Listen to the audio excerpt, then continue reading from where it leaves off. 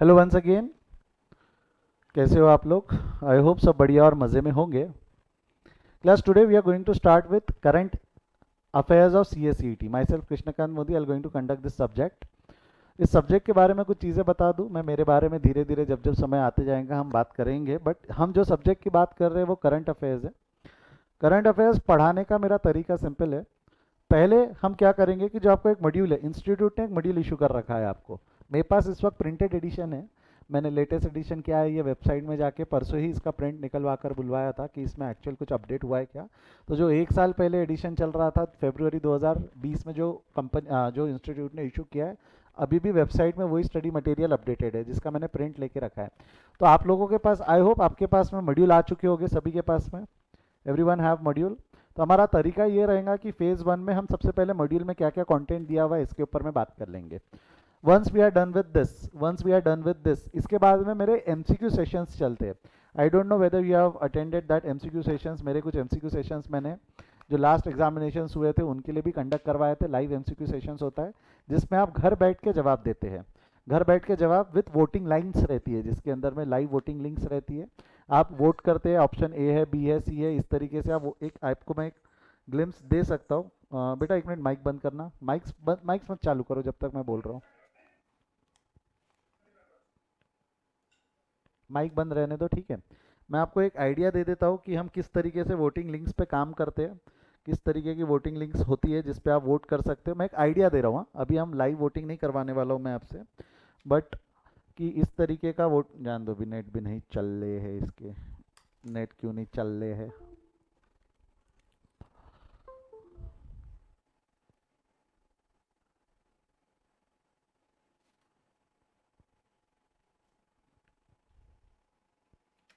एक मिनट देना बच्चा। ये जो लास्ट बैच हुए उसके करंट अफेयर्स के क्वेश्चंस है जिसकी वोटिंग लिंक्स चलती है। जैसा ये करंट अफेयर्स का अगर मैं क्वेश्चन शीट खोलूँ, क्वेश्चन बैंक खोलूँ, तो एक आध एग्जांपल बता देता हूँ। तो इस तरीके से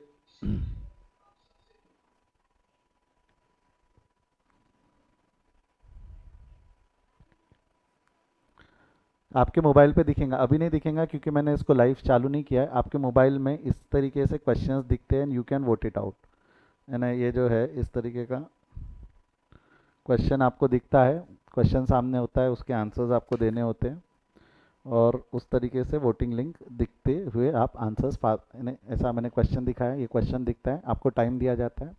उस टाइम के दौरान में आप लाइव वोटिंग घर से बैठ के करते हो और रिजल्ट्स आपको यहाँ दिखते हैं। जो भी बच्चा लोग वोट करते हैं उन हिसाब से रिजल्ट्स उसके दिखते हैं। अभी फिलहाल आप वोट नहीं कर रहे हो, उसका तरीका होता है, प्रोसेस होता है वोटिंग लाइन में ज्वाइन करने का वगैरह। फिलहाल मैं वो सब चीज़ों में एंटर नहीं करना चाहता हूँ। जब हम एक बार हमारा फेज़ वन कंप्लीट कर लेंगे उसके बाद में आप इस तरीके से वोट देके, अभी आंसर्स नहीं आए, जब आंसर्स आते तो यहाँ पे बार खड़े हो जाते हैं कि कितने बच्चों ने क्या वोट किए। तो उस तरीके से ये वोटिंग लिंक वर्क करती है। उस तरीके से हम ये वोटिंग लिंक पे काम करने वाले हैं, ठीक है। आई होप क्लियर है सभी को कि किस तरीके से वोटिंग लिंक्स काम करेंगी, बट ये बाद में। फेज़ वन हमारा क्या रहने वाला है? फेज़ वन रहने वाला है ये जो हमारा मॉड्यूल है। ये जो हमारा मॉड्यूल है हम पहले इसको कवर करेंगे। मॉड्यूल के अंदर में अराउंड 100 पेजेस के आसपास में है, जिसके अंदर में जो भी कंटेंट इंस्टीट्यूट ने कवर किया है वो कवर करेंगे। 20 मार्क का पेपर है बेटा, 5 से 6 मार्क के क्वेश्चन डायरेक्टली सिर्फ ये मॉड्यूल के अंदर से आते हैं। तो 20-25% का सिलेबस हमारा ये मॉड्यूल से आने वाला है। 15% का सिलेबस जो करंट अफेयर हमारा मार्केट में चल रहा है, जो करंट सिनारियोज चल रहा है, उसके ऊपर पूछा जाता है with respect to the 4 topic mention in your books.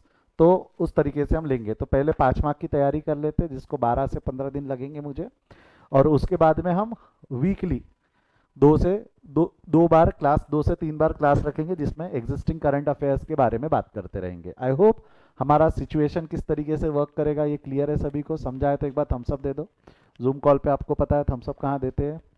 Clear है सभी को कि किस फेज़ में, 2 फेजेस में हम वर्क करेंगे। Phase one module, phase two live voting link, MCQs का भी हमारा प्रैक्टिस होता चला जाएगा। मैंने ओवर द पीरियड देखा ये सब तरीके से बच्चे भी मज़ा करते, बच्चों को भी मज़ा आता है लाइव वोटिंग लिंक में देने को, और हमारा काम भी बराबर होता चला चलता है, ठीक है।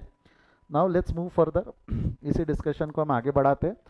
एडवाइजेबल है जब हम फेज़ वन में है, जब हम मॉड्यूल डिस्कस कर रहे हैं, तो आप लोगों के पास में हार्ड कॉपी ऑफ मॉड्यूल रहे। क्या अंडरलाइन करना होता है कुछ चीज़ें, कुछ कंटेंट पे मार्क करना होता है कि यहाँ से एमसीक्यू पूछा जा सकता है वगैरह। तो एक मॉड्यूल आप सबके पास में प्रिंटेड मॉड्यूल रहे तो बेटर है, प्रिंटेड मॉड्यूल रहे तो बेटर है। लॉकडाउन के तहत अगर आप तक के वो मॉड्यूल नहीं पहुंच पाया होगा तो बात अलग है, बट अगर मॉड्यूल आप सबके पास में रहेगा तो you'll be very much comfortable to marked things. मैं बिटवीन द लाइन पढ़ पढ़ के चीज़ें भी कई समझाने की कोशिश करूँगा, कई चीज़ें हम सीधे सीधे चलेंगे। तो not for the wasting time, let's start with our discussion.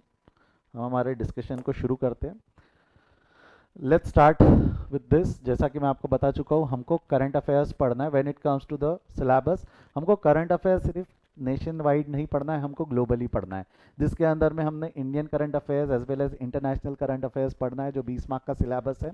देखा जाए तो बेटा, yes sir you are not audible, still I am not audible का एक बच्चे का बोलना है, सर आपका आवाज़ ना पहुँच रहा हमारे तक। Am I audible? If I am audible just give a thumbs up, if I am audible just give a thumbs up. आवाज़ अगर क्लियर है तो थम्स अप देना। यस।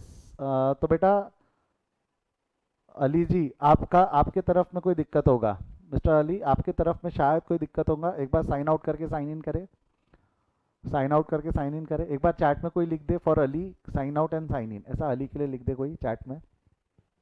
चलिए, जैसा कि हम बात कर रहे हैं करंट अफेयर्स की, करंट अफेयर्स हमारा 20 मार्क का है। देखा जाए तो 20 मार्क के लिए थोड़ी मेहनत ज़्यादा है, but if you want to come into merit, देखो सर मेरे को तो सिर्फ पास होना है, तो 5 मार्क मॉड्यूल की पढ़ाई से मिल जाएंगे, 5 से 6 मार्क आपको मॉड्यूल की पढ़ाई से मिल जाएंगे।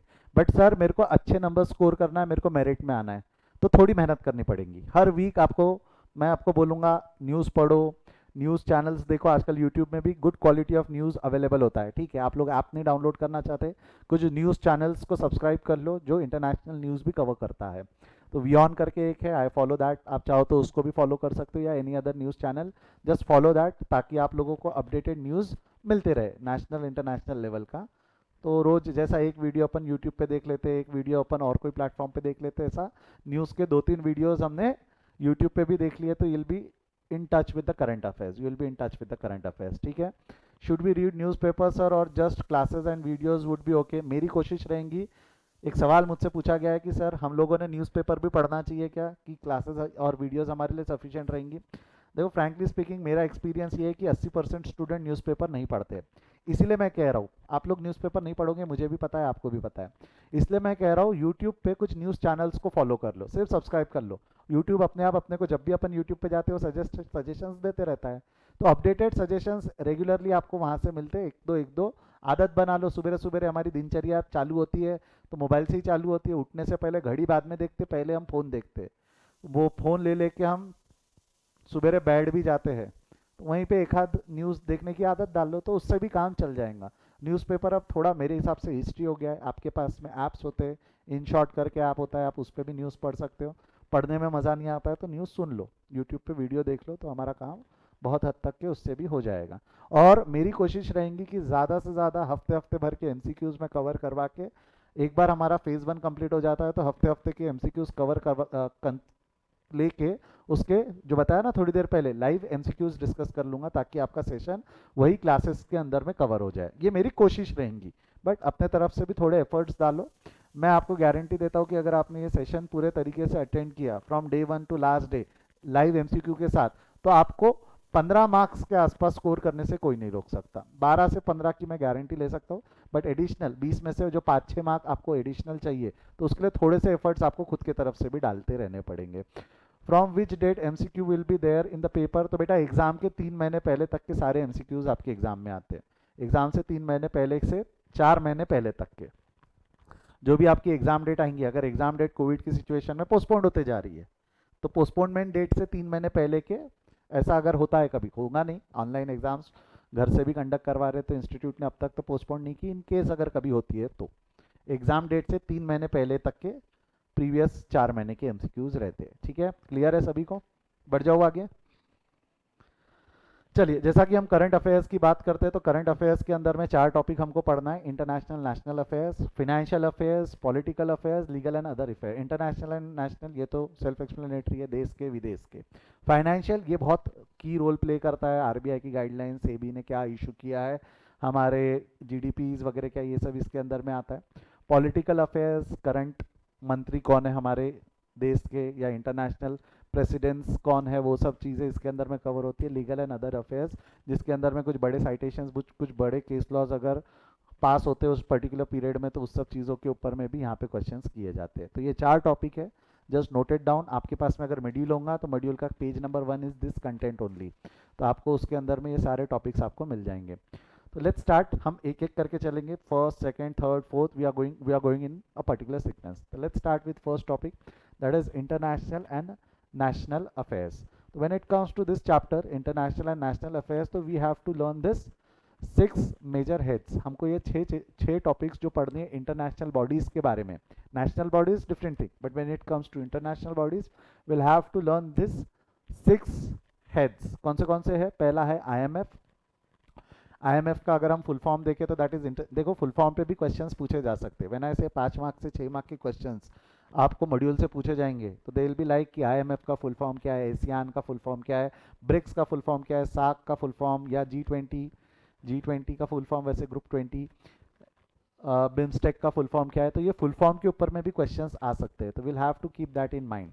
तो the first is IMF, that is international monetary fund. ASEAN is Association of Southeast Asian Nations. BRICS is Brazil, Russia, India, China and South Africa. SAARC is South Asian Association of Regional Cooperation. Group 20, G20 is Group 20 and BIMSTEC is Bay of Bengal Initiative for Multiple Sector Technical and Economical Cooperation. तो एक बार में मैं आपसे expect नहीं कर रहा हूँ कि आज आपको ये 6 याद हो। जब हम ये 6 टॉपिक एक एक करके पढ़ेंगे, धीरे धीरे मेरी जिम्मेदारी रहेंगी कि ये जहन में मैं आपके रिपीट कर करके बिठाता चलूँ। आई होप क्लियर है 6 ग्रुप्स क्या क्या हमको पढ़ने हैं इंटरनेशनल बॉडीज़ के अंदर में। तो will start with very first. आप चाहो तो इसका एक स्क्रीनशॉट लेके आपके मोबाइल में रखना चाहते हो फॉर रिवीजन, तो यू कैन डू दैट। कि भाई सर ने बोला था 6 फुल फॉर्म्स हमको याद रखने हैं, तो 6 फुल फॉर्म एक स्क्रीनशॉट आपके पास में रेडी हो सकता है। If you want to do it, ले लो फट से। तो ये आपके मॉड्यूल में ये एक जगह पे लिखे हुए नहीं है, ये मॉड्यूल में अगर आप जाओगे तो ये अलग अलग जगह पे लिखे हुए। Done. Now let's see the very first, that is International Monetary Fund. International Monetary Fund, that is IMF. IMF का क्या काम होगा? नाम सुन के क्या लगता है इसका काम क्या होगा majorly? what does IMF do? IMF करती क्या होंगी? पैसों से रिलेटेड लेन देन इंटरनेशनल लेवल पे, राइट? इंटरनेशनल लेवल पे पैसों से रिलेटेड कुछ ना कुछ वर्किंग करती होंगी। तो right now when it comes to IMF ना बेटा, IMF के 189 मेंबर्स है। IMF के कितने मेंबर्स है? Right now there are 189 countries who are the members of IMF। Globally हम बात, जैसा मैंने बोला था, we are learning international current affairs as well. तो 189 countries are the member of IMF। मतलब हाउ मेनी, चलो इस पे आते हैं, इसको पढ़ते हैं हम, इस पे क्या लिखा हुआ है। बट पहले मेरे एक सवाल का जवाब दो, how many countries are there in the world? Can anyone help me with that? बचपन का भी जनरल नॉलेज क्वेश्चन है ये, बचपन का क्वेश्चन है ना, हर बार ये एक सवाल आपके दिल में रहता होगा। How many countries? Anyone how many countries are there? Sir 193, okay 193 as per UNSC, 194, 194, 189। Sir यहाँ 189 लिखा है, यहाँ IMF में 189 कंट्रीज है लिखा है, टोटल कंट्रीज कवर नहीं है ना। नॉट नेसेसरी रिक्वायर्ड ना कि everyone will be the member of IMF। मैं आपको सवाल मैंने जो पूछा है how many countries are there, ये थोड़ा गलत सवाल है। How many countries are there ये थोड़ा गलत सवाल है। हाँ यस, ये सही है, ताकिर आप सही हो। It is a relative term actually when it comes to the question कि how many countries are there ना, तो it is a relative term. As per United Nations 195 members are registered under United Nations. कितने members, कितनी countries registered है United Nation में? 195 countries. Sir आपने relative term क्यों बोला? पहली बात तो एक चीज समझो, मैंने रिलेटिव टर्म क्यों बोला। Is China a country? Yes, China is a country, but is Taiwan a country? क्या ताइवान एक कंट्री है क्या? कई लोग बोलेंगे हाँ, कई लोग बोलेंगे ना। कई लोगों के हिसाब से ताइवान एक कंट्री है, कई लोगों के हिसाब से ताइवान एक कंट्री नहीं है। क्यों? ताइवान क्या है पता है? ताइवान चाइना के बाजू में एक छोटा सा आइलैंड है जहाँ पे कुछ लोग रहते हैं। ताइवान में वहाँ रहने वाले लोगों का बोलना है कि हम सेपरेट कंट्री है, चाइना का बोलना है कि वो मेरा इंटीग्रल पार्ट है, राइट? उन दोनों के बीच में झगड़ा चल रहा है। तो ताइवान को अभी तक यूनाइटेड नेशन ने एग्जिस्टेंस नहीं दिया है, ताइवान को यूनाइटेड नेशन ने एग्जिस्टेंस नहीं दिया, तो Taiwan is not a member in United Nation. United Nations के 195 मेंबर्स है, तो अगर आप गूगल सर्च करोगे how many countries are there, तो it will going to show you 195। Taiwan और ऐसी बहुत सारी कंट्रीज है जो उसमें मेंबर नहीं है। तो अगर आपको जनरल क्वेश्चन पूछा है हाउ मेनी कंट्रीज, तो आप जवाब दे सकते हो 195। बट कुछ कंट्रीज है जिनको, जैसा मैंने बताया ना, ताइवान को कुछ कंट्रीज ने एग्जिस्टेंस दे रखा है, तो ऐसे 201 कंट्रीज है जिसको कोई ना कोई यूनियन मेंबर, यूएन के मेंबर ने एग्जिस्टेंस दे रखा है। तो ऐसे 6 कंट्रीज है जिसमें 195 से 6 कंट्रीज एक्स्ट्रा है जिसको एग्जिस्टेंस कोई ना कोई यूनियन यूएन के मेंबर ने दे रखा है। ताइवान को एग्जिस्टेंस जिन्होंने दे रखा है ऐसे कुछ कंट्रीज है, तो ऐसे 6 कंट्रीज को एग्जिस्टेंस है। और 204 से 207 कंट्रीज ऐसे जो सेल्फ डिक्लेयर कर दिया कि we are a separate nation. Self declaration के अंदर में है कि हम एक अलग नेशन है। जैसा अगर आपको ध्यान होगा तो बहुत पहले बांग्लादेश के अंदर में, बांग्लादेश कह रहा हूँ, श्रीलंका के अंदर में कॉन्फ्लिक्ट हुआ था। श्रीलंका के अंदर में एक ग्रुप एक्टिव हुआ था, बहुत समय हो गया, 20-25 साल हो गए। वो लोग क्या कर रहे थे, नॉर्थ श्रीलंका को अलग कंट्री खुद ने घोषित किया था, किसी यूएन मेंबर ने उसको एक्सेप्ट नहीं किया था, खुद से उन्होंने घोषित कर दिया था कि अलग कंट्रीज है। झगड़े चल रहे हैं उनके, सिविल वॉर चलते रहते थे। ऐसे 204 से 207 है, उनके हिसाब से अगर आप देखोगे तो 195, 204 में से 195 माइनस कर लो, या 3 से 4 कंट्रीज है जो झगड़ रहे हैं, ऐसा आप बोल सकते हो। ओलंपिक के हिसाब से 206 है, फीफा वर्ल्ड कप के हिसाब से 211 है, और आईएसओ स्टैंडर्ड्स की अगर आप लीस्ट देखोगे जिसके अंदर में इंटरनेशनल स्टैंडर्ड्स है, वो 249 कंट्रीज के हिसाब से स्टैंडर्ड्स इशू किए हुए हैं। तो अलग अलग है, रिलेटिव टर्म है। फीफा के हिसाब से 211 हो गए, ओलंपिक के हिसाब से 206 है, यूएन के हिसाब से 195 है, कुछ मेंबर्स के हिसाब से 201 है, और खुद से बोले हुए 204 207 है। तो हम, what is ISO, that is international standards on quality. ISO क्या होता है, इंटरनेशनल स्टैंडर्ड्स ऑन क्वालिटी है। तो उन लोगों ने ऐसे अलग अलग 249 स्टैंडर्ड्स इशू किए। कुछ कंट्रीज ने 2 भी इशू करके रखे, कुछ कंट्रीज ने अपने अपने ही देश के अंदर में 2 स्टैंडर्ड्स इशू कर रखे, चाइना ने 3 स्टैंडर्ड्स इशू करके रखे हुए। तो इसका वो बोल, स्टैंडर्ड एक कंट्री का है तो एक ही स्टैंडर्ड होना चाहिए ना। इसके अंदर में रहता है प्लग कैसा रहेगा, जैसा अपने इंडिया में गोल प्लग रहते हैं ना, प्लग की पिन गोल है, यूएस में प्लग की पिन चपटी रहती है, यूके वगैरह में जाओगे तो प्लग की पिन चपटी रहती है, उसमें छेद रहता है। तो ये सब स्टैंडर्ड्स किस तरीके से हमारे कंट्री के अंदर, राइट हैंड साइड ड्राइविंग रहेगा, लेफ्ट हैंड साइड ड्राइविंग रहेगा, तो ये सब स्टैंडर्ड्स उसके अंदर में मेंशन किए हुए रहते हैं। आई होप आपको स्टैंडर्ड का मीनिंग समझ में आया। टाइम क्लॉक कौन सा फॉलो करेंगे, जैसा इंडिया में +5:30 का टाइम क्लॉक हम फॉलो करते हैं, that is ISO standards. Clear है? +5:30 पता है ना, आईएसटी बोलते हैं उसको, इंडियन स्टैंडर्ड टाइम। एक जीरो का लाइन जाता है, +5:30, हम 5.5 घंटे लोगों से आगे चल रहे, जो भी है जाने तो, चलो उस पर हम बात नहीं करेंगे, अब आगे बढ़ते हैं। तो राइट नाउ आईएमएफ के कितने कंट्रीज मेंबर है, आईएमएफ के कितने कंट्रीज मेंबर है, 189 countries are the member. And what they are working for, IMF क्यों वर्क कर रहा है, आईएमएफ का काम क्या रहेगा। It is working for foster a global monetary cooperation, सभी को मॉनिटरी कोऑपरेट करे, पैसे की जिसको जरूरत है उसको सपोर्ट कर दे, ताकि सबका साथ सबका विकास। क्या होता है, आपको क्या लगता है, मेरे को एक चीज बताओ, एक सिंपल सवाल का जवाब देना, एक सिंपल सवाल का जवाब देना। आप अच्छा पैसा कमा रहे हो, आप अच्छा पैसा कमा के 10 माले का बंगला खड़ा कर दिया, अंबानी को टक्कर देने के मूड में हो आप बोले अगली बार सीधा 20 माला का बंगला खड़ा करेगा, तो आप अभी 10 माले का बंगला खड़ा करके आप अच्छा एक लाइफस्टाइल केटर कर रहे हो, बट वहीं वहीं आपके दोस्त लोग वहीं आजू बाजू में झोपड़पट्टी में रह रहे हैं। आपको पसंद आएगा क्या ये, आपको ये पसंद आएगा क्या? You are not going to like that ना, you are not going to like that. आपको लगेगा यार मेरे दोस्त ने भी विकास करना चाहिए, उसने भी मेरे साथ में मेरे लेवल पे आना चाहिए, ताकि एक लेवल पे रहे और रहे। नहीं तो क्या होता है, हम लोगों के बीच में हमेशा एक खटास रहेंगी, वो मेरे को देखेगा ये तो रईस है, या हो सकता है आप कुछ समय बाद उसको इग्नोर करने लगो, उसकी बातें आपको पसंद ना आए, तो हमारा क्या ग्रोथ प्रॉपरली हो पाएगा, क्या हमारा अंडरस्टैंडिंग प्रॉपरली डेवलप हो पाएगा क्या? कुछ समय में हमारे को ये मॉनिटरी गैप ब्रीच करने की जरूरत पड़ेगी, ये मॉनिटरी गैप कम करने की जरूरत पड़ेगी। तो मॉनिटरी गैप कम करने में आपको आईएमएफ हेल्प करता है, वो मॉनिटरी गैप ब्रीच करने के लिए आपको आईएमएफ ये बॉडी हेल्प करने वाली है।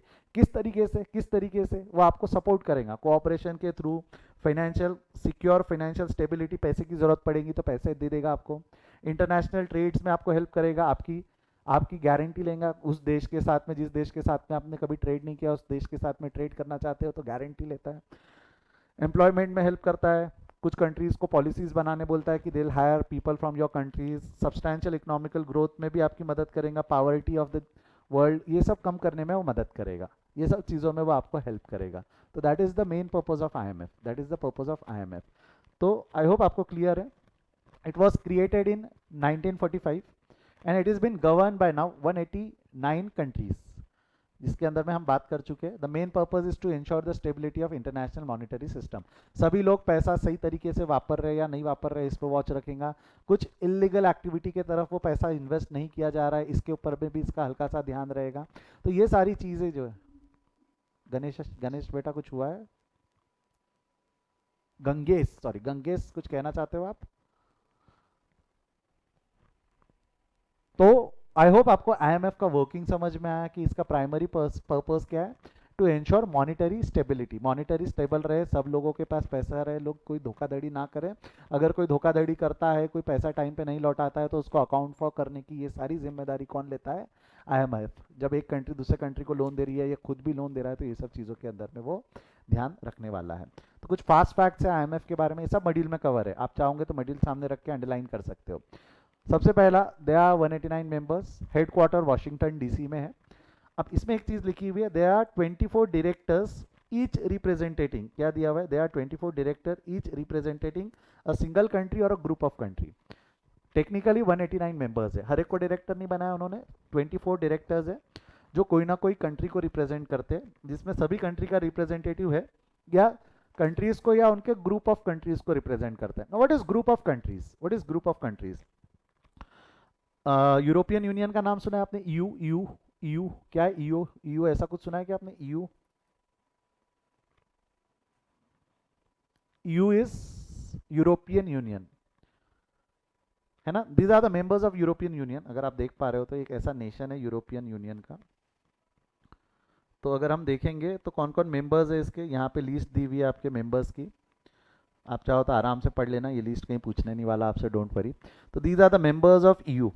तो जो ईयू के मेंबर्स है, आपको इन लोगों के हर एक कंट्री का रिप्रेजेंटेटिव डायरेक्टर नहीं है, इन सबको मिला के एक ही डायरेक्टर है जो हर एक की प्रॉब्लम्स आईएमएफ के सामने रखेगा।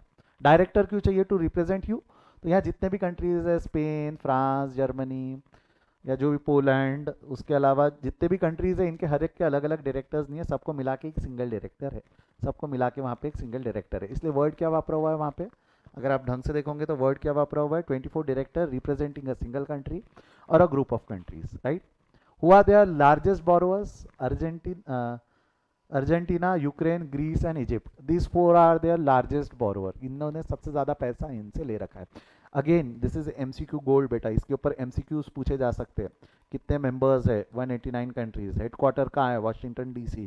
कितने डायरेक्टर्स है? 24 डायरेक्टर्स है। कौन कौन देश है जिन्होंने लोन ले रखा है? सबसे पहले हमारे दिमाग में आता है इंडिया। देखो बेटा बात समझो, हम गरीब है बट हम मंगे नहीं हैं, हमने पैसा नहीं मांगा इनसे। मांगने वाले कौन कौन है? Argentina, Ukraine, Greece and Egypt. They are the largest borrower from IMF. उन लोगों ने इनसे भर भर के पैसा लिया हुआ है। आई होप क्लियर है आपको। एंड लार्जेस्ट प्रिकॉशनरी लोन्स, मतलब जो पैसा डुबा सकते हैं, मेक्सिको, कोलंबिया, मार्को, इन लोगों को लोन दिया हुआ है, बट इनसे पैसा डूब सकता है, ऐसा उनका बोलना है। क्लियर है यहाँ तक? बड़े आगे बोलो हाँ या ना। शैल आई मूव फर्दर? नेक्स्ट, ये याद रखना, ये पॉइंट आपके मॉड्यूल में लिखे हुए है ना रे बेटा? मॉड्यूल है ना तेरे पास? मॉड्यूल में ऐसा क्या ऐसा फास्ट फैक्ट लिखे हुए है ना, है ना? जरूरी नहीं हर एक चीज का स्क्रीनशॉट लेना है, कुछ मॉड्यूल में भी मार्क करो, कॉपी में पढ़ना आसान होता है, कॉपी में पढ़ना आसान होगा, ठीक है? Done, done at done. बड़े आगे यहाँ से। Now let's come to the next point. Primary aim of IMF क्या है? जैसा कि हम बात कर चुके हैं, primary aim of IMF is to promote international monetary cooperation. कोई धोखाधड़ी ना करे, धोखाधड़ी करता है तो उसको अकाउंटेबल कौन कर सकता है? आईएमएफ पेनल्टी लगा सकता है, हम उसको हमारे मेंबर्स की लिस्ट से बाहर कर सकते हैं, लोन मिलाने में उसको दिक्कत हो जाएंगी, जो एक बार धोखा देगा उसको दूसरा कोई कंट्री लोन ना दे वगैरह, ये सब चीज़ों का, ताकि एक ट्रांजैक्शन, लोन देना लेना, इसका ट्रांजैक्शन थोड़ा स्मूथली हो सके। Facility in expansion and balance growth of internet, ये मैं बात कर चुका हूँ। बैलेंस ग्रोथ, बैलेंस ग्रोथ मतलब क्या है? हम ये नहीं चाहेंगे ना कि हमारे पास खूब सारा पैसा रहे और हमारे दोस्तों के पास पैसा ना रहे। अलायंस जितने भी है आपस में, सबके एक दूसरे से अलायंस है, everybody should have money to grow, तो उस सब की चीज़ों पे भी ये ध्यान देता है। जो बहुत ज़्यादा ऐसा होता है हमारे देश की, अगर हमारे दुनिया की अगर हम बात करें, तो 55% of the economy is with 15% of the Nations. जो 15% जो रिचेस्ट नेशंस है उनके पास में 45% ऑफ द ट्रेड उनके पास में, उनके हाथ में आता है। तो ये गैप को ब्रीच करने की, ये गैप कम करने की कोशिश आईएमएफ कर रहा है, इक्वालिटी लाने की, मॉनिटरी इक्वल लाने की कोशिश कर रहा है। एक्सचेंज प्रमोट एक्सचेंज स्टेबिलिटी, जो बताया किसी को पैसा दे रहे हैं, किसी के बीच में ट्रेड हो रहा है, लेन देन हो रहा है, तो उसके बीच में गड़बड़ ना हो, अगर कोई गड़बड़ करता है तो उसके ऊपर में वॉच रखने का भी काम आईएमएफ करेगा। उसको थोड़ा सा फटकारेंगे, ऐसा मत कर, संभाल, नहीं तो अगले से तेरे को लोन मिलाने में दिक्कत होंगी। Assist in establishment of multilateral system of payment, जैसा कि अलग अलग पेमेंट ऑप्शन होते हैं, you can pay in dollar, you can pay in rupee, you can pay in any other currency.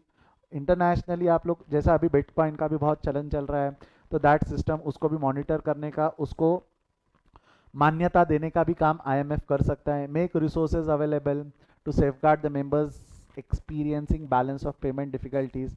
तो कई बार होता है कि किसी मेंबर के पास में, जैसे एग्जांपल के तौर पे मुझे मुझे अगर यूके को पैसा वापस करना है, मुझे अगर यूके को पैसा वापस करना है, यूके बोल रहा है कि मुझे यूरो में पैसा चाहिए और हमारे पास यूरो अवेलेबल नहीं है, बट हमारे पास डॉलर अवेलेबल है, और यूके बोलता है, ऐसा होगा नहीं, बट यूके बोलता है कि हम डॉलर एक्सेप्ट नहीं करेंगे, हमको यूरो चाहिए, तो मैं डॉलर एक्सचेंज करना चाहता हूँ, तो IMF will make the arrangement कि भाई वो डॉलर लेके मेरे को यूरो का अरेंजमेंट कर दे देगा, so that I can pay to United Kingdoms and everything according to like that. तो इस तरीके से आपको वो आईएमएफ मदद कर सकता है। Who is she? Who is she? Geeta Gopinathan. Who is she? Let's come to IMF in news. Next head. Who is she? Geeta Gopinathan. Geeta Gopinathan is the chief. Geeta Gopinathan is the chief economist of IMF. Indian origin. A girl from Indian origin. You can feel proud. You can feel motivated. Girls, especially, you can reach heights. ज़रूरी नहीं है, आजकल male dominating country नहीं है, patriarchy को गए ज़माना हो गया, अब फेमिनिज्म का जमाना चल रहा है, बोलते हो ना, right? Patriarchy is male dominating nations, male dominating economy या trade, but right now women's are reaching heights, right? Girls, आप भी यहाँ तक पहुँच सकते हो, कीप इन माइंड। तो Geeta Gopinath, the chief economist of IMF, had given you some statistics as per 2020-21 का फोरकास्ट दिया हुआ है। मैं आपको एक डिस्क्लेमर पहले दे दूँ, अब मुद्दा निकला है तो दूर तक जाएगा। क्लास, जैसा कि मैंने आपको बताया, आपकी इंस्टीट्यूट के नोट्स मैंने अभी डाउनलोड करके अभी प्रिंट आउट निकाला है 3 दिन पहले के नोट्स का। क्लास, ये नोट्स अभी तक इंस्टीट्यूट ने अपडेट नहीं किए, ये नोट अभी भी 1 साल पुराने हैं। फेब्रुवरी 2020 के हिसाब से जो एडिशन आया था, फर्स्ट एडिशन इंस्टीट्यूट ने जब नया कोर्स लॉन्च किया था, उसी के हिसाब से ये नोट्स है। अभी भी 3 दिन पहले का अपडेट बता रहा हूँ, इंस्टीट्यूट ने इसको अपडेट नहीं किया, इंस्टीट्यूट ने अभी भी इस नोट्स को अपडेट नहीं किया है। तो मैं पढ़ाते वक्त आप लोगों को जो मॉड्यूल में लिखा है पहले वो पढ़ाऊंगा, और उसके बाद पिछले 1 साल में क्या क्या चीज़ें नहीं बढ़ गई है वो भी पढ़ाऊंगा, सो that you can be aware with कि मॉड्यूल में क्या लिखा हुआ है और एग्जिस्टिंग सिनारियो में क्या चल रहा है। करंट अफेयर्स है, इट शुड नॉट हैपन कि 1 साल का पढ़ ले और उसको हम करंट अफेयर्स बोले। तो इंस्टीट्यूट आपको यहाँ से तो क्वेश्चंस पूछेंगी, बट साथ साथ में हो सकता है कि जो करंट सिनारियो में चल रहा है वो भी पूछे, तो दोनों हम पढ़ते हुए चलेंगे। Is it clear? तो ये जो हमारे इंस्टीट्यूट के मॉड्यूल में लिखा हुआ है वो 1 साल पुराना है, वो 1 साल पुराने को हम करंट तो नहीं बोल सकते ना, चलो 3 महीने पुराने तक समझ में आता है, बट 1 साल पुराना बहुत पुराना हो जाता है। But still we are going to learn that as well as what is happening right now, वो भी हम पढ़ेंगे। क्लियर है? थम्स अप दे दे, क्या बोला मैंने, ये समझा है तो थम्स अप दे दे। तो IMF in news, this was 1 year back. IMF in news जो आपके मॉड्यूल में लिखा हुआ है ये 1 साल पहले का सिनारियो है। ये मान के चलो अगर हम फरवरी 2020 में खड़े हैं तो क्या, तो फरवरी 2020 में गीता गोपीनाथन ने खड़े रह के कुछ फोरकास्ट दिए थे। इकोनॉमिक्स थी हमारे आईएमएफ के, यानी आईएमएफ की इकोनॉमिक्स, दैट इज इंटरनेशनल, क्या है आईएमएफ का फुल फॉर्म, क्या है, क्या है आईएमएफ का फुल फॉर्म लिखा हुआ है इंटरनेशनल मॉनेटरी फंड। उन्होंने कुछ फोरकास्ट दिए थे, पढ़ लो क्या लिखा हुआ है। The international monetary fund which sharply cut out India's growth rate has a projected recovery in 2020-21 as per the statement of IMF chief, that is Geeta Gopinathan, who is current IMF economist, chief economist। इस पे question बन सकता है, mark करो MCQ। Geeta Gopinathan during the news conference in Davos for release of the World Economic Outlook, आप देखेंगे तो इनके हाथ में वही वर्ल्ड इकोनॉमिक आउटलुक है। इसमें इन्होंने लिखा था दैट जनवरी 2020 का scenario, that The recovery is expected to come from monetary stimulus that has been put in the system and some from corporate tax cut. तो इंडिया कुछ टैक्स कट्स की वजह से टैक्स रेट्स कम हुए थे। अगर आपको याद होगा तो स्लैब रेट 10 20 30% के तब चलते थे। तब हमारे बजट्स में स्लैब रेट्स कम किए गए थे, 5% लाया गया था। उसके अंदर में भी प्रोविजन की गई थी कि 2.5 लाख तक के अगर आपकी इनकम है तो आप एग्जाम्प्ट हो, 5 लाख तक की आपकी इनकम जाती है तो आपके ऊपर में टैक्स लगे। ऐसे टैक्स स्लैब रेट्स नए इंट्रोड्यूस करवाए गए थे 2020 में, एक साल पहले। तो उसके हिसाब से उन्होंने एक फोरकास्ट दिया था that it is expected to shoot up by 4.8%। जो पुराना चल रहा था उससे आपका ग्रोथ रेट 1% से बढ़ेगा और नया ग्रोथ रेट रहेगा 5.8। बात समझो, इन्होंने कब कहा था ये चीज, इन्होंने कब कहा था ये चीज, जरा डेट पे ध्यान देना। जनवरी 20 जनवरी 2020 को कब कहा था? 20 जनवरी 2020। कुछ याद करो, कुछ याद करो। 20 जनवरी 2020 को लॉकडाउन था क्या? 20 जनवरी 2020 को लॉकडाउन लगा था क्या? लॉकडाउन लगने से पहले कोविड के केसेस निकले भी नहीं थे। कोविड एक पैंडेमिक बनने से पहले के उन्होंने ग्रोथ रेट दिए थे। कितने? उन्होंने बोला था कि इंडिया कितने परसेंट ग्रोथ रेट से बढ़ेगा? 5.8। प्रोजेक्शन थे एक साल पहले के, अब तो एक साल हो गया, इस बात को एक साल से ज्यादा हो गया। क्या लगता है, क्या लगता है हमारा एनुअल ग्रोथ रेट क्या रहा होगा उसके प्रोजेक्शन के बाद? उसकी गलती नहीं है, देखो उसकी गलती नहीं है, उसने प्रोजेक्शन में पैंडेमिक कवर नहीं किया था। उसका बोलना था कि पुराना पिछले साल का ग्रोथ रेट आपका 4.8 गया, अगले साल का 5.8 जाएगा। उसकी गलती नहीं है। आपको क्या लगता है क्या ग्रोथ रेट गया है? लास्ट ईयर हमारा ग्रोथ रेट क्या था? एनीवन? -40 समथिंग। इतना ज्यादा नहीं, इतना ज्यादा नहीं। 40% नेगेटिव मतलब 40% चीजें खत्म ही हो गई क्या हमारी? नहीं, नहीं। ग्रोथ रेट कैसे निकाली जाती है? देखो ग्रोथ रेट कैसे निकाली जाती है, आपका इंपोर्ट एक्सपोर्ट का डिफरेंस होता है। ये आपका इंपोर्ट एंड एक्सपोर्ट का डिफरेंस होता है। Yes, actually it was 3.8। कितना गया है बेटा हमारा एक्चुअल ग्रोथ रेट जो गया है वो कितना? सॉरी, हाँ यस, -3.8। 3.8 नहीं गया है, 3.8 नहीं गया है, क्या गया है? -3.8। -3.8 वाज एक्चुअल। मतलब उसका जो डिफरेंस अगर आप देखोगे तो कुछ बहन जो है हमारी गीता गोपीनाथन 9% से गलत रही। 9% से उनका गलत, उसमें उसने कोविड ऑफकोर्स कवर नहीं किया था। 9% की कोविड की मार पड़ी, आप ऐसा बोल सकते हो। तो आई होप आपको समझ में आया कि क्यों मैं कह रहा था कि इंस्टीट्यूट ने मॉड्यूल अपडेट नहीं किया। अगर ये मॉड्यूल अपडेट हो जाता तो इसमें actual growth rate would have not been 4.8। जो आपका पुराना ग्रोथ रेट गया है वो कितना गया है? कितना गया है? पुराना ग्रोथ रेट जो आपका गया है वो -3.8 गया है, -3.8। और वेयर एस आईएमएफ के नए प्रोजेक्शंस के हिसाब से, आईएमएफ के नए प्रोजेक्शंस के हिसाब से जो ग्रोथ रेट अब आपका जाएगा वो उन्होंने दिया नहीं है, अभी तक उन्होंने दिया नहीं। वो समझ गए, पहला प्रोजेक्शन देना बेकार है। प्रोजेक्शन हमने दिया कुछ और हुआ कुछ। तो आई होप आपको क्लियर है ये point. Shall we move further, shall we move further. देखो ऐसा नहीं है कि आईएमएफ ने सिर्फ हमको ग्रोथ रेट देके छोड़ दिया था। उन्होंने क्या दिया हुआ? What is the difference between growth rate and GDP? Growth rate मतलब क्या होता है कि growth rate your country overall will going to increase by 3% and GDP मतलब क्या होता है? जीडीपी, जीडीपी मतलब लास्ट ईयर से आपने कितना ग्रो किया है, लास्ट ईयर के कंपैरिजन में आपने कितना ग्रो किया है। ग्रोथ रेट जो रहता है उसके अंदर में सारी चीज़ें कवर होती है। आपका मेडिकल, आपके इंपोर्ट एक्सपोर्ट कवर होते हैं, उसके अलावा आपका इंफ्रास्ट्रक्चर कवर होता है, आपका automobile sector, everything is covered in growth rate. But GDP के अंदर में कुछ सिलेक्टेड सेक्टर्स है आपके इंपोर्ट एक्सपोर्ट, इंपोर्ट एक्सपोर्ट में भी लिमिटेड होते हैं कि यही इंपोर्ट एक्सपोर्ट उसके अंदर में कवर होंगे। उसके अंदर में हेल्थ सेक्टर, जीडीपी के अंदर में हेल्थ सेक्टर को बहुत ज़्यादा इज्जत दी नहीं जाती है। तो ये हल्का सा फर्क होता है ग्रोथ रेट और जीडीपी के अंदर में। I hope it is clear. कुछ कुछ चीज़ें ग्रोथ रेट में सभी कवर होती है, जीडीपी में कुछ कुछ चीज़ें छोड़ दी जाती है। ठीक है, आईएमएफ, आगे बढ़ू आगे बढ़ू यहाँ से। अगर आप, चलो बात निकली है तो दूर तक जाएंगी। अब बच्चा ने जीडीपी की बात की है तो मैं जीडीपी के बारे में बता दूं। What is current GDP of India? Current जो प्रीवियस ईयर गया है, कोविड पीरियड जो हमारा गया है, बेसिकली साल खत्म हो गया, क्या जीडीपी ग्रोथ रहा हमारा? क्या जीडीपी ग्रोथ रहा? इट वाज माइनस, लिख नहीं पा रहा हूँ, इट वाज -7%। जीडीपी ग्रोथ हमारा प्रीवियस ईयर का क्या रहा? -7%। 7% नेगेटिव गया है। And expected projected GDP for the upcoming year, वैसे उन्होंने अपकमिंग ईयर नहीं बोला है, पोस्ट पेंडेमिक बोल रखा है। आज की तारीख में पोस्ट पेंडेमिक इंडिया का जीडीपी 11% एक्सपेक्टेड है, पॉजिटिव साइड में 11% एक्सपेक्टेड है।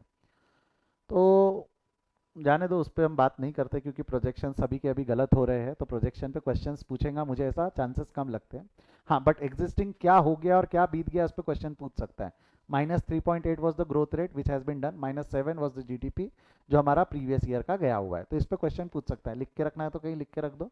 जीडीपी वॉज -7%, कौन सी ईयर का? 2021 का जीडीपी -7% था। नाउ IMF हैज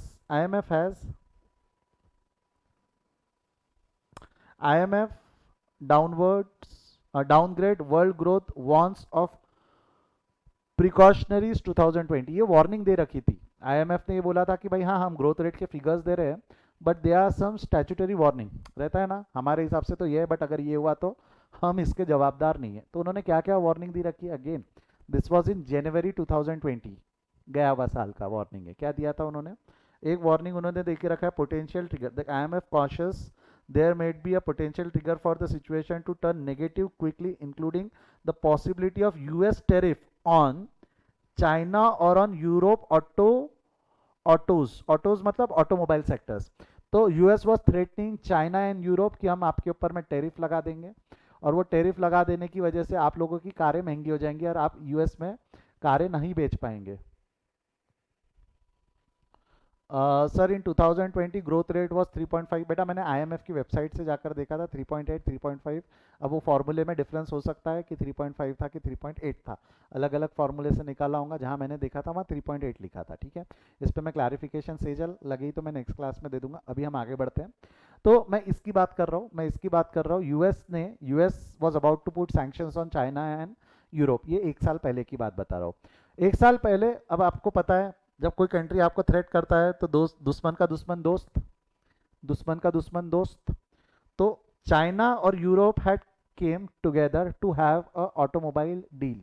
एक साल पहले की बात बता रहा हूँ, जब यूएस ने थ्रेट किया था कि हम आपके ऊपर में सैंक्शंस लगा देंगे, आप लोगों के टैरिफ बढ़ा देंगे ऑटोमोबाइल्स के, क्योंकि जर्मन व्हीकल्स जो हमारी BMW मर्सिडीज वगैरह है, it it it sell like nothing in US, वो बहुत ज़्यादा बिकता है, जिसकी वजह से उनके लोकल कॉम्पिटिटर्स जो रहते हैं, लोकल सेक्टर्स हैं, उनको कॉम्पीट करने में दिक्कत होती है। तो यूएस ने ऐसा धमकाया था कि हम आपके ऊपर में सैंक्शंस लगा देंगे, टैरिफ लगा देंगे।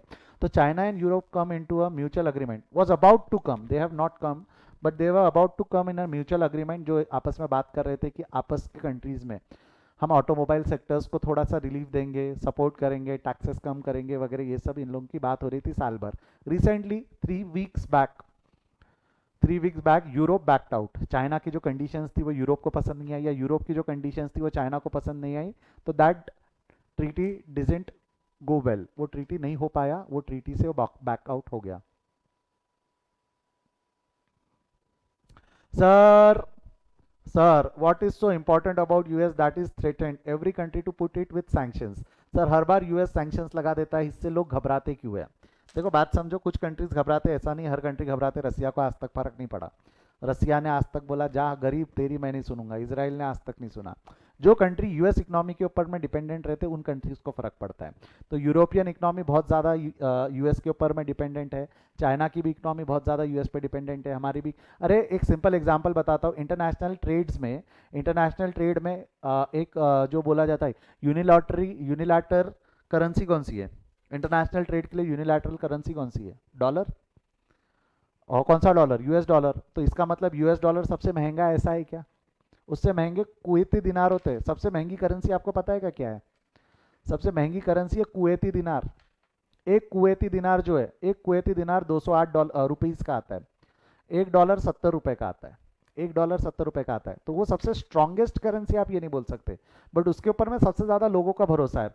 और यूएस ने अगर बोल दिया कि ये कंट्री मेरा डॉलर यूज़ नहीं कर सकती, तो वो कंट्री से कोई डॉलर एक्सेप्ट नहीं कर पाएगा ना। तो ये सब थ्रेट होता है। और यूएस बोले ना तो हमारे क्लास का जो बुली रहता है ना वो है। मेरे को तो सिंपल भाषा में अगर मैं यूएस को एक वर्ड में डिफाइन करूँ तो कमजोरों पे दादागिरी चला के जो क्लास का दादा वो बोली बनता है ना कि मेरे में कितना दम है, कमजोरों पे जोर चला के जो अपने आप को दादा बनाता है वो यूएस है।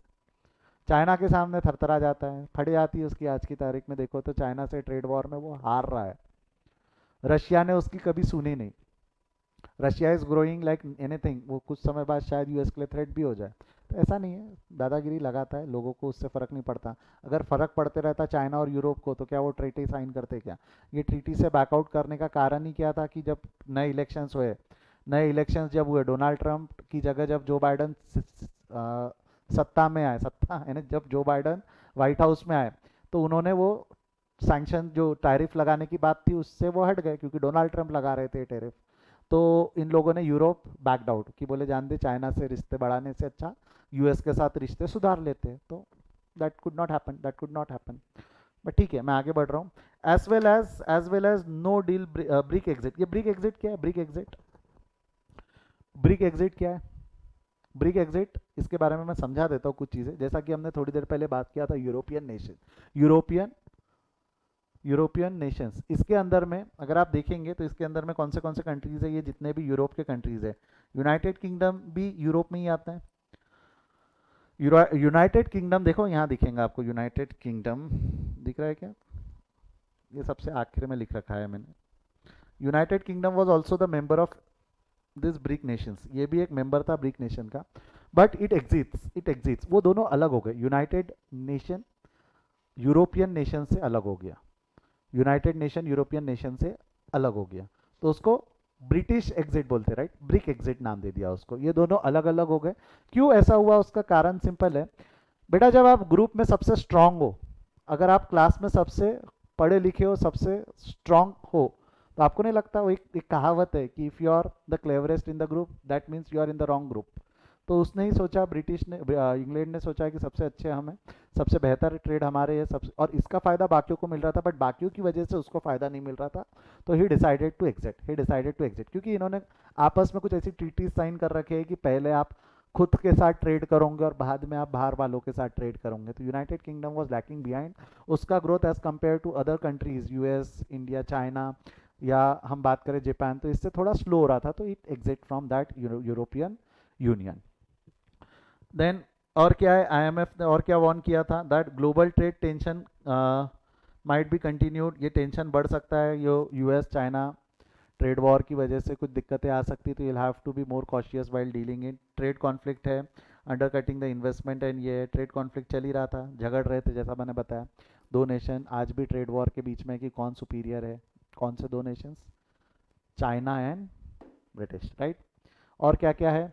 in term quarterly update of world economic outlook, quarterly update in world economic outlook, that IMF trimmed in the global forecast issued in April by 1% this year, 1% से 0.1% से उन्होंने सभी का ग्रोथ रेट ट्रिम कर दिया था, with a growth rate expected to hit 3.2 in 9, वो चला गया 3.5 in 2030, but the report sounds that alarm saying things could easily go wrong, ये प्रोजेक्टेड है बेटा। हो सकता है, थोड़ी देर पहले मेरे को किसी ने बताया था कि 3.5 2020 का ग्रोथ रेट है, हो सकता है आपने प्रोजेक्टेड ग्रोथ रेट देख लिया होगा, तो देख लो। ग्रोथ रेट ऑफ इंडिया मैंने बात किया था 3.8 से -3.8 गया था, तो आपने क्या देखा एक बार चेक कर लेना, 3.5 तो नहीं। Do we need to remember exact growth rate? India का याद रखो, बाकी देशों के याद नहीं भी रखे तो चलता है। इंडिया का -3.8 याद रख लेना, इंडिया का -3.8 याद रख लेना। तो उन्होंने ये सब चीज़ें वार्न किया था कि भाई ग्रोथ रेट 1-2% से कम कर लो, बट आपने देखा होगा ग्रोथ रेट 1-2% नहीं, 8-9% से कम हुए हैं, कंट्रीज़ के ग्रोथ रेट 8-9% से कम हुए हैं। पर ठीक है, आई होप आईएमएफ का मेन पर्पस, मेन स्ट्रक्चर क्या है आईएमएफ, ये बारे में हम सबको क्लियर है। Let's move to the next country. समझा है आईएमएफ के बारे में? क्लियर है सभी को? समझाया तो एक बात हम सब दे दो, उनका मेन इंटेंशन क्या है, आईएमएफ का मेन इंटेंशन क्या है? आईएमएफ का main intention monetary stability. IMF का हेडक्वार्टर कहाँ है? थोड़ी देर पहले पढ़ा है हमने, आईएमएफ का हेडक्वार्टर कहाँ है बोलो? आईएमएफ का headquarter Washington DC, Washington DC. ठीक है, चलो बढ़ते आगे, बीच बीच में मैं थ्रो बैक मारते रहूंगा, याद रखना है आपको, जवाब देते रहना है। Now next is ASEAN countries, next is ASEAN countries. ठीक है, लेट्स सी, एक बार लाइन गिनना, तो इसमें कितनी लाइन है, ये जो लाइंस, कितनी लाइंस है इसके अंदर में, दिख रहा है क्या? गिनो तो ऐसा 1 2 3 4 5 6 7 8 9 10, कितनी लाइंस है? 10 लाइंस है, right? They are 10 members of ASEAN country. ASEAN जो है, आसियान नेशंस जब हम बोलते हैं तो दे आर 10। पहले तो आसियान का फुल फॉर्म देख लो, the associate of south east Asian nation, association of south east Asian nation. क्या लगता है, will India be a member of this? Will India be a member of this? क्या India इसका एक member होगा? Asia में आते हैं हम। Are we member of ASEAN? Are we member of ASEAN? No. ध्यान से सुनना, साउथ ईस्ट एशिया बोला है उसने। क्या बोला हुआ है? South east Asia. अगर आप ध्यान से देखोगे तो डोंट यू थिंक ये मैप साउथ ईस्ट एशिया का है? इंडिया यहाँ कहीं पे, ये देखो, ये इंडियन बॉर्डर यहाँ पे है, ये बांग्लादेश है, ये भूटान है, ये इंडियन बॉर्डर जो सेवन सिस्टर्स हम बोलते हैं वो। देन यहाँ से म्यांमार, देखो मेंबर्स कौन कौन है, म्यांमार, थाईलैंड, ये यहाँ पे कहीं पे तो भी सिंगापुर है ना, ये यहाँ दिया हुआ है, देखो सिंगापुर। उसके बाद में लैकोस, वियतनाम, कंबोडिया, मलेशिया, इंडोनेशिया, ब्रूनाल और फिलीपींस, ये सब उसके मेंबर्स है। ऐसे 10 मेंबर्स उसके हैं। These are the 10 members. अगर हमको फ्लैग्स के साथ में याद रखना है तो यू कैन से दिस, ये याद रखने पड़ते हैं। इसके ऊपर में एमसीक्यू हो सकता है, आपको लिस्ट दे देगा, who are the members, who are the members of ASEAN country, who are the members. Yes, India जो है वो साउथ एशियन में आता है, नॉट इन साउथ ईस्ट, बराबर है ना? इंडिया जो है साउथ में आता है, साउथ ईस्ट में नहीं। साउथ ईस्ट बोला तो ये 10 कंट्रीज इसके अंदर में आते हैं। तो you have to keep in mind Brunei, Thailand, Myanmar, Laos, Indonesia, Malaysia, Philippine, Cambodia, Singapore और वियतनाम। एक बात समझो, इन लोगों ने ये नेशन, इन लोगों ने ये क्यों बनाया, ये ग्रुप क्यों बनाया, आपको समझेगा। एक बात समझना, मैं आपको बताता हूँ, ये देश की हालत बहुत ख़राब थी। ये जितने भी देशों के नाम मैं बोल रहा हूँ, ये देश की हालत बहुत ख़राब थी। ब्रिटिशर्स में, इसमें से कई नेशन, कई कंट्रीज़ के ऊपर में ब्रिटिशर्स ने राज किया है, लूटा है। जैसा इंडिया को भी लूट के गए, उस तरीके से इन कंट्रीज़ को भी लूट कर गया हुआ है, ब्रिटिशर्स ने लूटा है। अब ये कंट्रीज़ का अगर आप जोग्राफिकल लोकेशन देखोगे तो एक दूसरे से सटे हुए हैं, ये लोग एक दूसरे से चिपक के हैं। ये कंट्री में रहने वाले लोग समझदार है, अपने जैसे नहीं, अपने नेबर्स के जैसे नहीं। ये पाकिस्तान चाइना लड़े ही जा रहा है, प्रॉपर्टी डिस्प्यूट में ही पड़े हुए हैं। उनको पता नहीं उनके पापा बाप दादा साहूकार थे कि क्या थे, कि जगह के लिए भूख मिटती नहीं इनकी। हमको भी यह जगह चाहिए, हमको ये जगह चाहिए, इन लोगों ने बोले जगह के झगड़े में जाएंगे तो आपस में लड़ मरेंगे। क्योंकि क्या होता है, डिफेंस सेक्टर के अंदर में every country have to spend a lot of money, of lot of percentage of their GDP in defence sector, अगर उनके आपस के देशों में बनती नहीं है। तो आसियान कंट्री हैड डिसाइडेड कि हम आपस में झगड़ेंगे नहीं, आपस में एक दूसरे को ट्रेड में सपोर्ट करेंगे। आप बात समझो, ये कंट्रीज बहुत गरीब थे। हम इंडिया, हमारे देश में पावर्टी है, बट ये कंट्री में पावर्टी से भी नीचे की सिचुएशन थी। आज भी 40% ऑफ दिस कंट्रीज, जैसे अगर मैं सिंगापुर, थाईलैंड अगर छोड़ दूं कुछ हद तक के, बाकी कंट्रीज में आज भी 40% ऑफ द पीपल दिन में एक ही बार का खाना खा के सोते हैं। अरे ये इस हद तक के गरीब है, अगर मैं आपको बताऊं तो you not gonna like that. इन लोगों के पास में अगर खाने को, एक टाइम ऐसा था इन लोगों के पास में खाने को भी पैसे नहीं रहते थे। पैसा रहे भी तो अनाज नहीं रहता। तो उस टाइम पे क्या होता था, अगर इनको घाव होता था ना, घाव में जो पस भरता था, वो पस पी पी के इन्होंने अपने अपने आप को सर्वाइव किया हुआ है। ये लेवल तक के ये देश की गरीबी थी।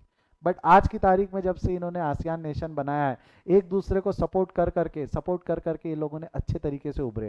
अरे वियतनाम की अगर मैं बात करूँ तो वियतनाम के अंदर में चाइना जे थे, चाइना से सटक के हो, चाइना जब चाहे तब वियतनाम के अंदर में घुसपैठ करते रहता था, बट वियतनाम ने उनको पछेड़ा है। वियतनाम इज द नेशन जिसने, आपने पता, यूएस कोई भी कंट्री के खिलाफ हारा नहीं है। यूएस कोई भी कंट्री के खिलाफ हारा नहीं है एक्सेप्ट वियतनाम। वियतनाम के खिलाफ उनने जंग लड़ी थी, वो हारी थी, यूएस हारा था। क्योंकि यूएस आके यहाँ पे हमला कर रहा था, वियतनाम अपनी टेरिटरी से फेमिलियर थे। उन लोग गोरिल्ला वॉरफेयर से बहुत अच्छे फेमिलियर थे, गुफाओं में जा जाके हमला करते थे, सुरंगें खोद दी थी उन्होंने अपने खेतों के अंदर में, उनके दुश्मनों के खेमे में घुस घुस के मारते थे। तो चाइना ने कोशिश किया कि मैं वियतनाम पे कब्जा मारूंगा, चाइना वहां से घुसता है अंदर, वही सेम सुरंगें खोदी हुई है, इनको स्ट्रैटेजी, इनका एक्सपीरियंस था। चाइना को भी उन्होंने गोरिल्ला वॉरफेयर से बहुत पछेड़ा है, बहुत नुकसान पहुंचा है। तो ये इस तरीके से डिफिकल्टीज से जूझी हुई कंट्रीज है। तो इन लोगों ने आपस में झगड़ना सही नहीं समझा और एक ग्रुप बना दिया आसियान नेशन, जो आपस में एक दूसरे को हेल्प करते, सपोर्ट करते हैं, ताकि उनका एक साथ ग्रोथ हो, एक दूसरे को कोऑपरेशन के साथ दे कैन ग्रो। 10 नेशंस है, मैंने आपको लोगो दिखाया था, 10 लाइन, एक एक लाइन हर एक नेशन को रिप्रेजेंट करती है। It represent a group of 10 countries, it represent group of 10 countries which are the member.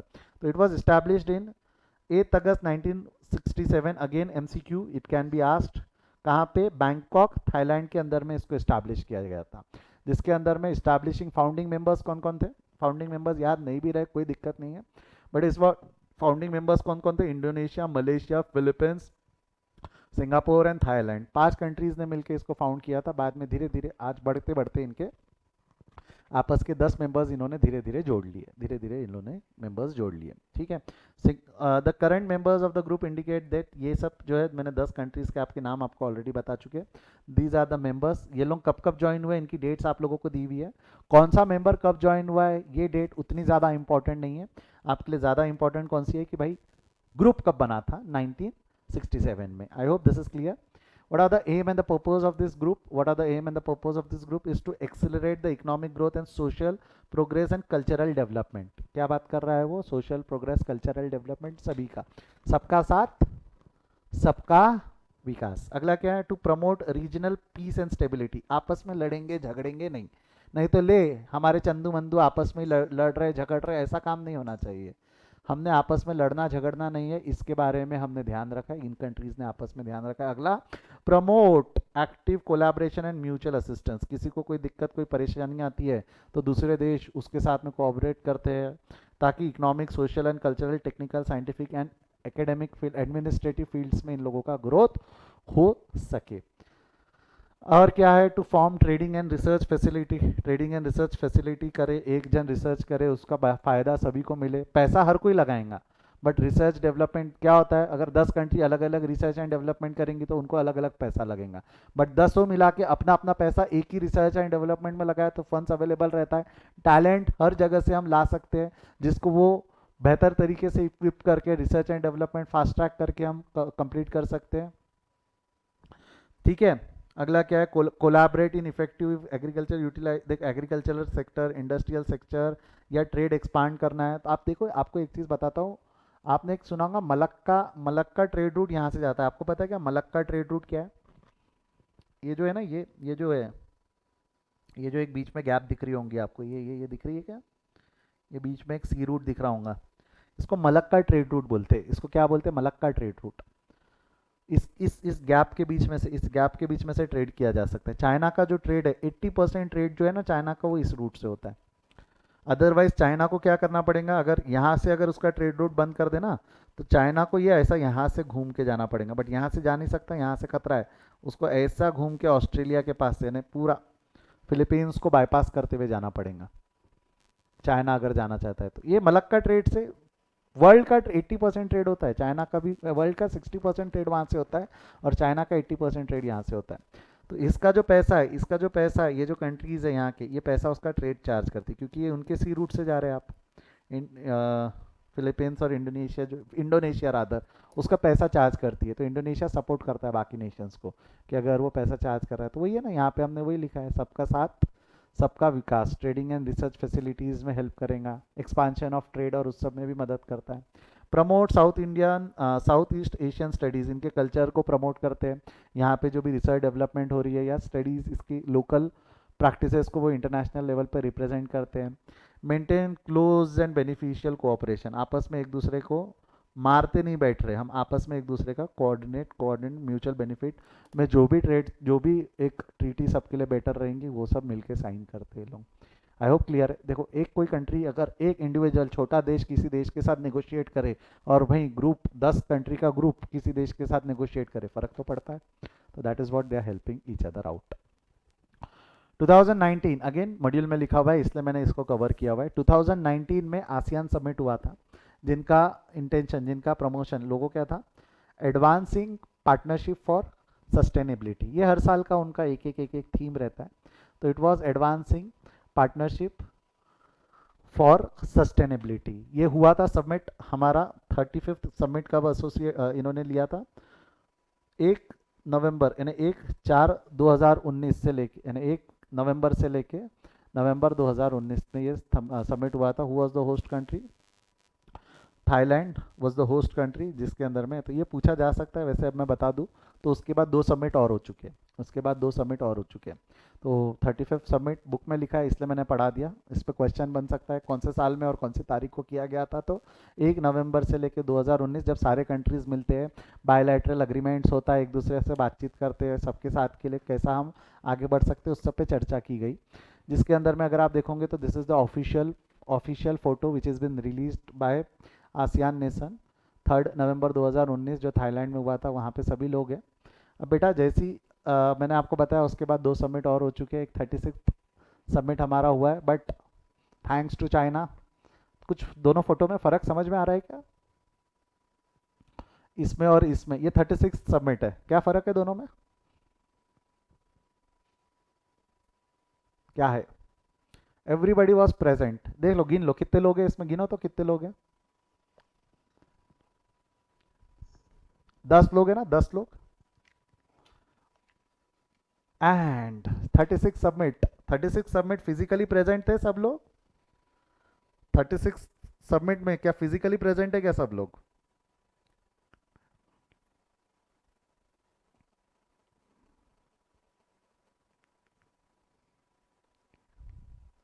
नहीं, it was hold virtually, it was hold virtually. 36 submit जो था वो वर्चुअली किया गया था। अच्छा, एक चीज़ पे मैं आपका ध्यान लाना चाहूँगा, बात निकली है तो दूर तलक जाएंगी। ये मोहतरमा कौन है? ये मोहतरमा, ये जो मोहतरमा है ये कौन है? एक ही मोहतरमा है ना 10 के बीच में। Do you know who is she? I zoom it, I zoom it. ये मोहतरमा कौन है? Anyone? Previous Myanmar president, right? नाम क्या है इनका? यान सैन सुकी। क्या नाम है? यान सैन सुकी। She was the only women president in ASEAN group ना। अभी आपको पता होगा रिसेंटली म्यांमार में एक कूप हुआ है, मिलिट्री कूप हुआ है, जिसके अंदर में military had taken over the power of Myanmar, और वहाँ पे मिलिट्री राज लगा दिया उन्होंने, मिलिट्री राज लगा दिया अभी, राइट? तो she is right now in jail, but when 36 summit happened, don't you think she is present? पहले की बात है। 36 सबमिट का अगर आप डेट देखोगे तो ये डेट्स है। 35 सबमिट जैसा कि हम बात कर चुके हैं, 1 नवंबर से लेके 4 नवंबर तक, यानी 31 अक्टूबर से 4 नवंबर तक के हुआ। Thailand was the host country. 36 submit भी हो चुका है। 36 सबमिट का जो होस्ट था वो वियतनाम था। 37 का भी होस्ट वियतनाम था। 26 जून 2020 और 11 नवंबर से लेके 15 नवंबर के बीच में, मतलब 2020 में 2 सबमिट हुए, 36 और 37। 36 सबमिट का अगर आप देखोगे तो टैगलाइन वॉज कॉन्जिहेंसिव एंड रिस्पॉन्सिव। ये इन्होंने एक इमरजेंसी सबमिट बुलाया, आप ऐसा बोल सकते हो।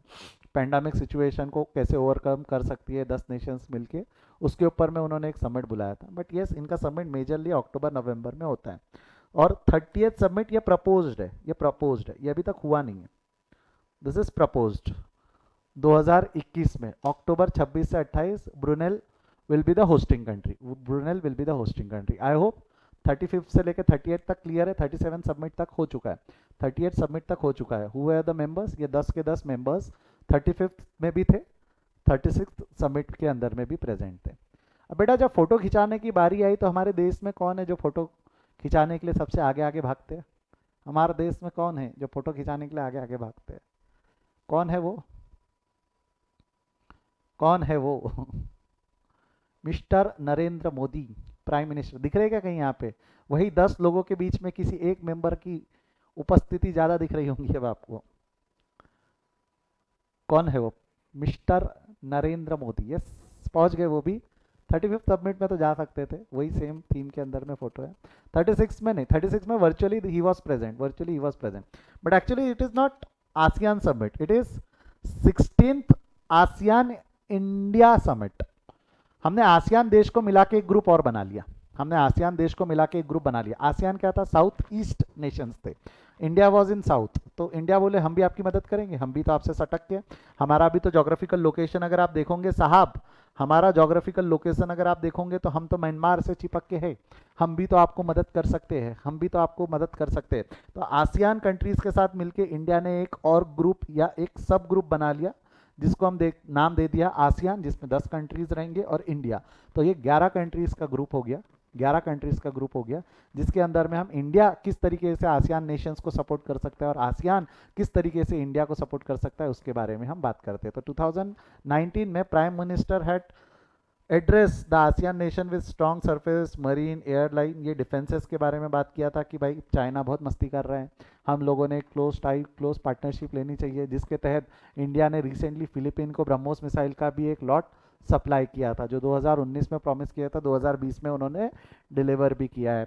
Indian to welcome the decision of ASEAN Indian fair trade agreement, कई fair trade agreement ASEAN nations के बीच में हुए। इस अग्रीमेंट के तहत आपको पता है India is making a connectivity route that will go from India Myanmar. Geographical location देख, एक रूट जाने वाला है, एक रूट जाने वाला है, किस तरीके से एक ट्रेड रूट बना रहे हैं, एक हम सी रूट भी बना रहे हैं, एक ट्रेड रूट भी बना रहे हैं। एक मिनट, कहाँ चले गया, एक सी रूट बन रहा है, यहाँ से इंडिया से शुरू होगा, इंडिया से शुरू होगा म्यांमार, इंडिया म्यांमार और वो थाईलैंड को कनेक्ट करेगा। और साथ साथ में एक सी रूट रहेगा जो इंडिया से डायरेक्ट म्यांमार की तरफ जा सके। आपको पता है ना, यहाँ पे चिकन नेक है, इंडिया का एक चिकन नेक है जिसके ऊपर में चाइना हमेशा हमला करते रहता है। अगर इंडिया को ये याले पोर्शन में जाना होता है तो बीच में से जाने के लिए वहाँ सिक्किम के तरफ से जो रास्ता है बहुत सटीक रास्ता है, 7 किलोमीटर का रास्ता है, जिस पे अगर चाइना कब्जा कर ले तो हमारा ये जो 7 स्टेट्स है यहाँ के, इनसे कनेक्शन ब्रेक हो सकता है। तो इंडिया इज प्लानिंग कि यहाँ से एक सी रूट बन जाए, साथ साथ में यहाँ से एक रोड रूट बन जाएगी, ऐसा थाईलैंड तक पहुँचने का एक रोड रूट बना रहा है इंडिया। तो ये सब उन्होंने प्रॉमिस उसकी स्टेबिलिटी और फेयर ट्रेड अग्रीमेंट इस सब के अंदर में संबोधित किया था हमारे प्रधानमंत्री ने उस समय पे, ठीक है। और ये सब दिया हुआ है, both side agreement to continue and implement वगैरह वगैरह, ये सब बारे में। अगेन 2019 से ज़्यादा हमारा कॉन्सेंट्रेशन 2020 पे आना चाहिए, that is 17 ASEAN India summit. Again it was hold virtually. हमारे बाबा जी वहाँ पे सबको एड्रेस कर रहे हैं, एड्रेस करते वक्त उन्होंने क्या क्या बोला था ये पढ़ लो, इसके ऊपर में क्वेश्चन बने जा सकते हैं। This is purely current affair questions. तो क्या क्या है बेटा, honourable Narendra Modi had underscored, he had pointed out many thing that coverage Indo Pacific Ocean के अंदर में फ्री ट्रेड अग्रीमेंट और इस सब का अलाउड किया जाए। क्योंकि क्या होता है, चाइना जिस तरीके से साउथ चाइना सी में थ्रेट कर रहा है, कल चल के वो इंडियन ओशन में आके अपना अगर दबदबा जमाए, उसके पहले ही वी आर ट्राइंग कि इंडिया इंडो पैसिफिक ओशन के अंदर में उसका इन्फ्लुएंस थोड़ा कम किया जाए। एज वेल एज कोविड 19 के तहत जैसा आपको पता है हमने बहुत नेबरिंग कंट्रीज़ को फ्री में वैक्सीन वगैरह प्रोवाइड किए गए, उस बारे में उन्होंने एड्रेस किया है। साथ साथ में $1 मिलियन का फंड उन्होंने कोविड के तहत कंट्रीब्यूट किया है आसियान नेशंस के लिए। और साथ ही साथ में जो कनेक्टिविटी है फिजिकल एंड डिजिटल कनेक्टिविटी के तहत भी $1 बिलियन कंट्रीब्यूट किए ताकि कनेक्टिविटी स्ट्रांग हो। जैसा आपको पता होगा हम इंडिया में एमबीबीएस में स्पीड काउंट करते हैं, 100 एमबीपीएस की स्पीड है, 10 एमबीपीएस की स्पीड है।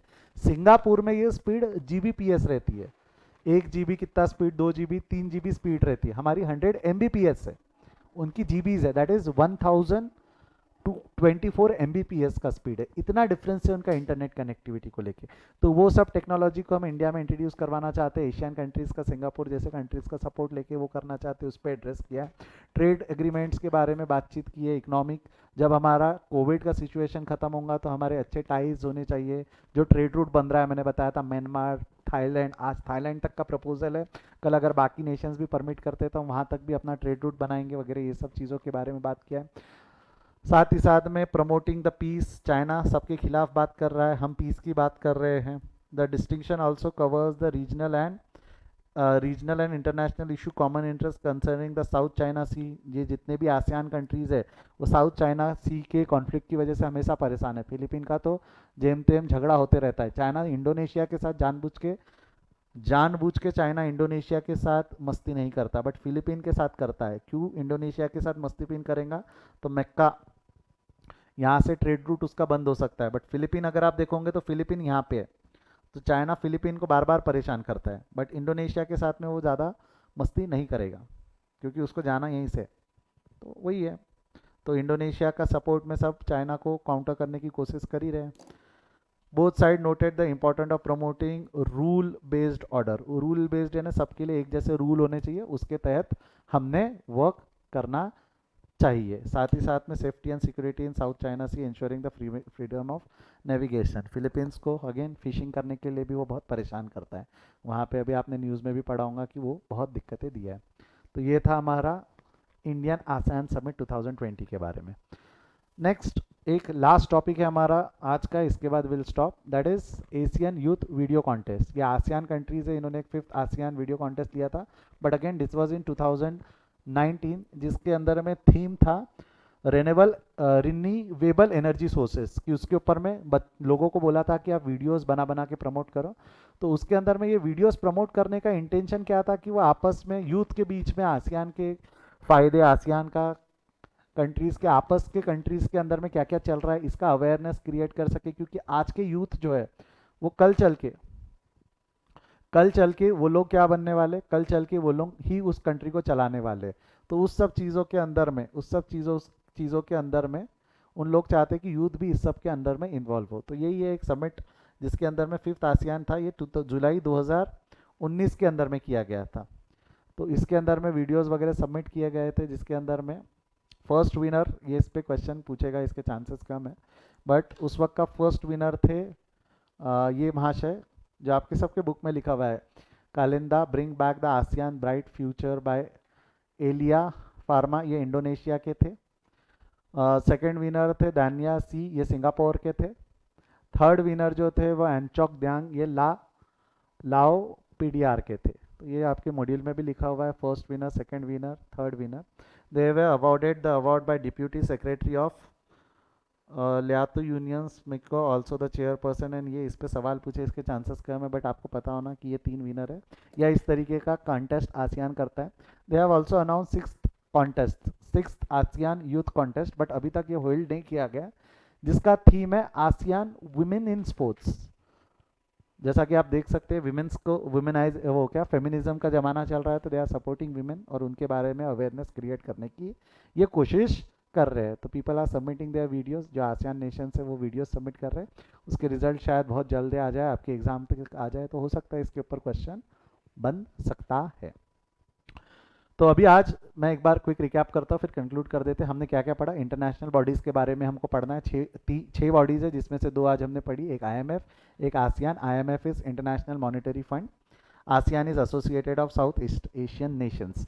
तो आईएमएफ का फंडा है, आईएमएफ का पर्पज़ क्या है कि भाई आपस में ट्रेड वगैरह रहे, कोई भी मॉनेटरी नुकसान एक दूसरे का ना करे, उसको ध्यान में रखते हुए south east Asian nation 10 countries का एक समूह है जिन्होंने मिलकर सबका साथ सबका विकास इस फंडे पे बात की है।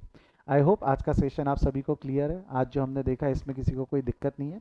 Tomorrow will start with BRICS, SAARC, ऐसे हम दो कोशिश करते हुए एक एक कंप्लीट करते चलेंगे, ठीक है। तो we will stop for the day, आज हम यहीं रुकते हैं। इसके आगे will continue day after tomorrow. The classes will be on alternate days, current affair का क्लासेस अल्टरनेट रहेगा, but others classes will be regular basis, will be on regular basis. सभी क्लासेस आपका चल रहा है, टाइमिंग आपको पता है सब क्लासेस की क्या है, ग्रुप में कम्युनिकेट किए ही जाते हैं। And video backups will also be available so that you can share it with your friends, ठीक है। चलिए आज यहीं रुकते, will continue tomorrow, day after tomorrow. Bye bye, see you, take care.